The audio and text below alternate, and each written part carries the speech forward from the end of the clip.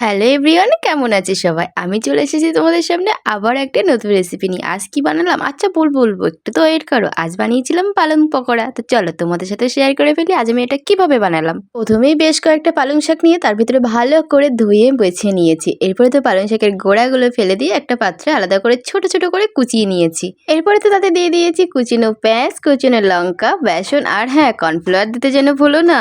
এরপর মায়ের রান্নার যত রকমের মশলা ছিল সবগুলো আমি নিয়ে চলে এসেছি। আর এক এক করে দিয়ে দিলাম লবণ, হলুদ, লঙ্কার গুঁড়ো, জিরে মরিচ গুঁড়ো, ধনিয়া গুঁড়ো সবকিছু দিয়ে বেশ ভালো করে একটা আমি আঠা আঠা ব্যাটার বানিয়ে নেবো। এরপর তো কড়াইতে তেল গরম করতে দিয়ে দিয়েছি আর হাতের সাহায্যে একটা বড়ির মতন শেপ দিয়ে আমি সেগুলো একটু লালচে করে ভেজে নিলাম। এইভাবে তো ভেজে নিয়ে আমার রেডি হয়ে গেল পালং পকোড়া। তো তোমাদের ভিডিওটি কেমন লাগলো তাড়াতাড়ি বলে ফেলতে দেখি। আমার তো খেতে খুব সুন্দর লেগেছে এটা। ভিডিওটি ভালো লাগলে অবশ্যই কিন্তু লাইক সাবস্ক্রাইব করে পাশে থেকো। আজ আসি, দেখা হচ্ছে অন্য একটা ভিডিওতে। সবাই ভালো থেকো, টাটা।